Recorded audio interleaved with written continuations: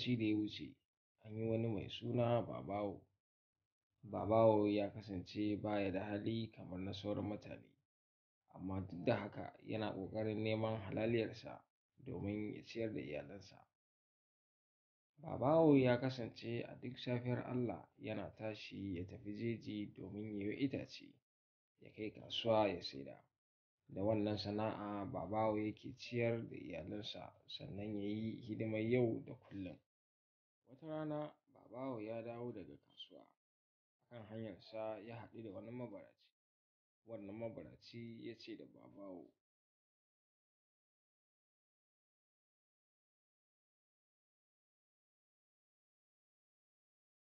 "Don Allah malam, ka taimaka mini da wani abu domin in samu in ci abinci. Har yanzu ban ci komai ba." Babawo bai ji daɗin halin da ya ga wannan mabaraci ba, domin ya san irin ciwon da ke tattare da haka. Babawo ya zaro wani abu daga cikin kuɗin da ya sai da itacen da ya yi, ya ba wannan mabaraci. Mabaraci ya yi wa Babawo godiya ya tafi. Washegari ma Babawo ya dawo daga kasuwa zai tafi gida, sai ya ƙara haɗuwa da wannan mabaraci. Nan ma Babawo bai bar shi a haka ba, sai da ya ba shi wasu kuɗin. Wata rana Babawo ya dawo daga kasuwa, ya ƙara haɗuwa da wannan mabaraci, amma bai gaza ba sai da ya ba shi wani abu. Har Babawo ya tafi, sai ya tsaya yana tunani yana cewa,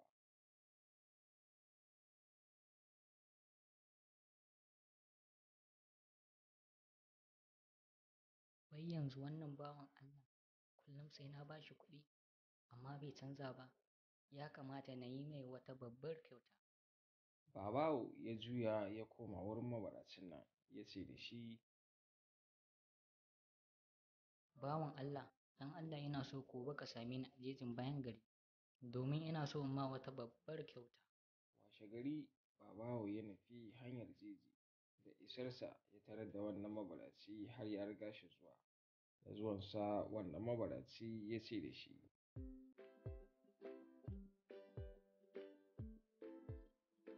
Yawwa gani na zo, ina alƙawarin da kai ma. A'a, saurin me kake?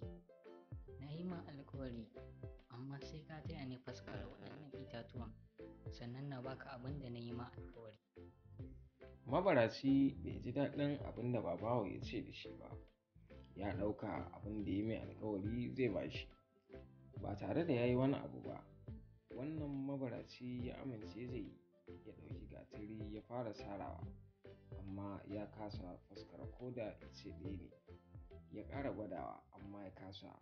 Ya kalli Babawo ya ce ba zai iya ba, amma Babawo ya ce ya yi haƙuri ya kuma jarrabawa zai iya. Ya ci gaba da sara amma ya kasa.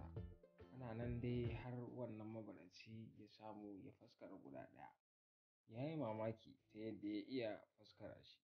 Ya ƙara dagewa har ya faskara wannan itace, sannan ya ce da Babawo, Yawwa gashi nan na faskara su duka.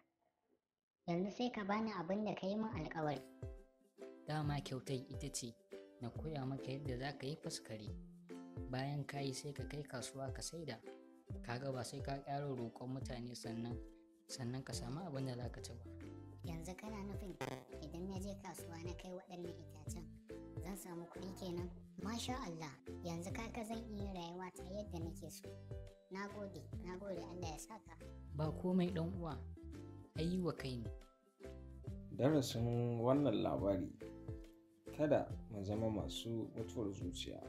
Kowa zai iya canza rayuwarsa ta hanyar jajircewa.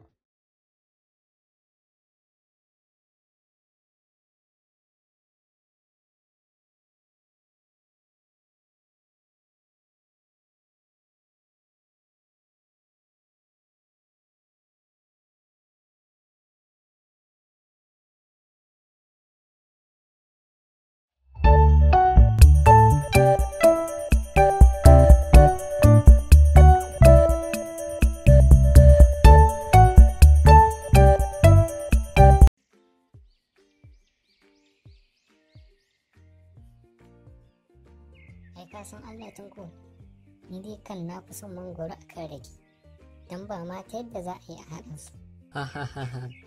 Amma dai rake ya fi shi daɗi. saboda rake ne kawai za ka ga ana sha, ana santi komin girman mutum. Assalamu alaikum. Wa alaikassalam. Barkan ku da yini. Yauwa babawo. Na ji daɗin zuwanka abokina. Ina nan muna gardama da Tanko kan cewa mangwaro ya fi daɗi. Yana mun musu da cewa da yafi. Rake duniya ne fa Mudi, amma shi ma mangwaron yana da daɗi sosai, sai dai ina tare da Tanko gaskiya. Ha ha ha ha. Dan miƙo min mangwaron nan guda abokina, ya biya mun a rai. Mudi, baka ce komai ba. Yo me kake so na ce Tanko?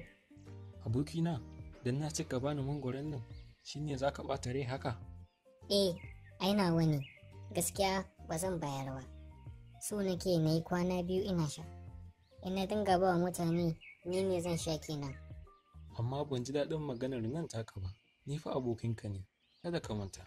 Kuma abin da ya sa ma na tambaye ka, saboda na san cewa na fi ƙarfin na tambaye abu a wajenka ban samu, balle mangwaro. Allah ya baka haƙuri. Ni Tanko ba rana wuce. A'a, tsaya tukunna. Haba Mudi, ta ya za ka dinga yi ma abokinka rowa kan abin duniya? Ka ba wa babawo haƙuri. Tanko, wannan fa mangwaro na ne. In yana so ya sha, shi ma ya je ya siya mana. Mudi, ka tuna sadda babawo ya yi noman rogo? Kullum kana kan hanyar zuwa gidansa domin ka je ka ci? Ba kai ba, har sauran abokanku. Sawa yake a dafa a bawa duk wanda ya zo, amma kuma bai taɓa nuna ɓacin ransa akan hakan ba. Haka ne na tuna. Mudi, ita kyautatawa ba ana yin ta bane kan wanda kaɗai yake kyautata maka. Ana yin ta ne don ka nuna wa wanda kake tare da shi cewa ka damu da shi a kowane yanayi na rayuwa. Ka kasance mai kyautata wa mutane a koda yaushe. Haka ne Tanko. Ka yi haƙuri abokina. Na fahimci kuskure na. Zo mu sha mangwaron nan. Da gaske? Na gode sosai Mudi. Na gode Tanko. Ba komai babawo.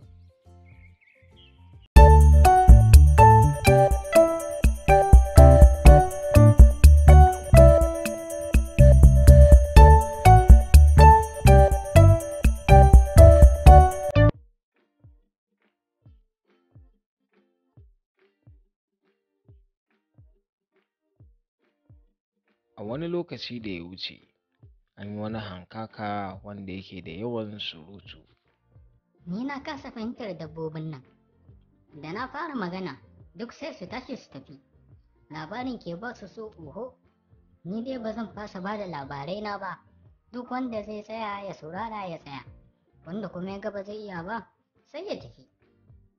Saboda wannan ɗabi'a ta hankaka, ya sa duk dabbobin da ke cikin dajin nan ba sa kula shi.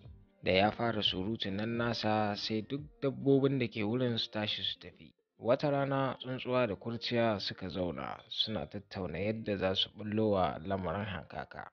Sai tsuntsuwa ta ce wa kurciya, Gaskiya dole mu nemo hanyar da za mu fahimtar da hankaka.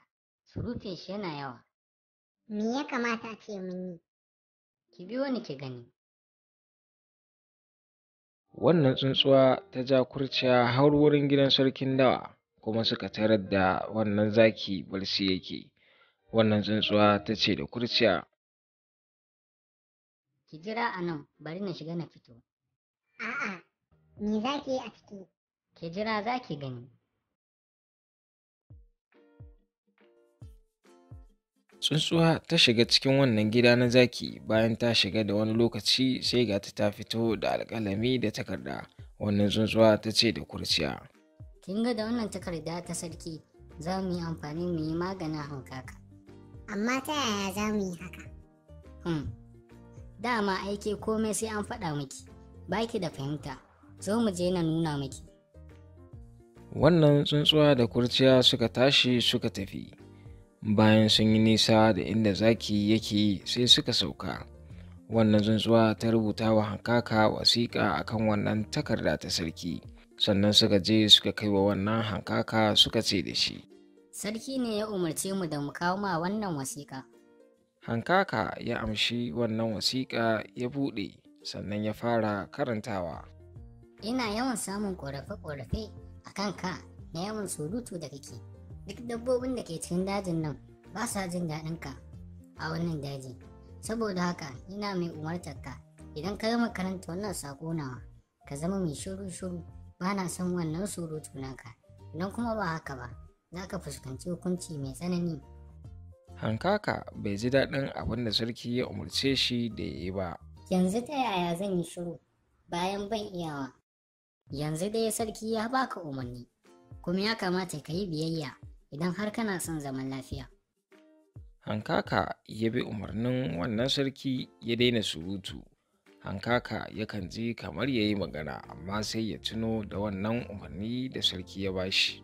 Hankaka bai saba da hakan ba, saboda rashin maganarsa ya sa ya fara rashin lafiya, cikin sai ringa yi masa ciwo. Wata rana hankakan nan ya ringa kuka ba kakkautawa saboda cikinsa yana masa ciwo. Da kurciya ta ga halin da hankaka yake ciki sai ta ce da 'yar uwarta, Gaskiya ba mu kyauta wa hankaka ba. Me yasa kika ce haka?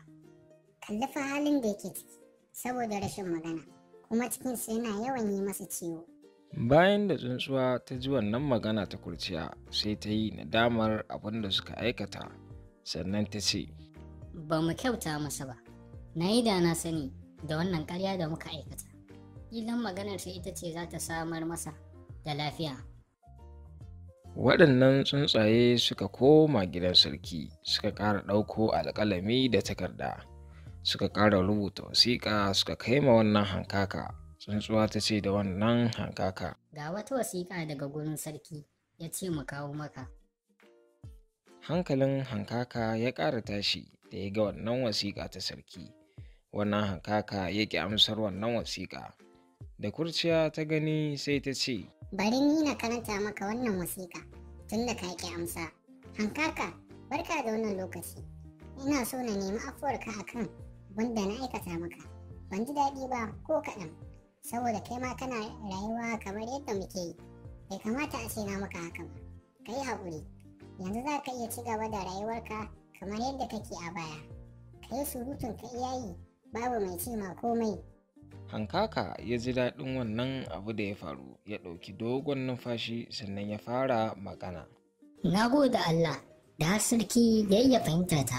Ban taɓa tunanin zai fahimce ni haka ba. Darasin wannan labari: kowa da irin halittar da Allah ya yi masa, wani yakan iya yin abin da wani ba zai iya ba. Saboda haka mu daina cewa sai mun canza kowa.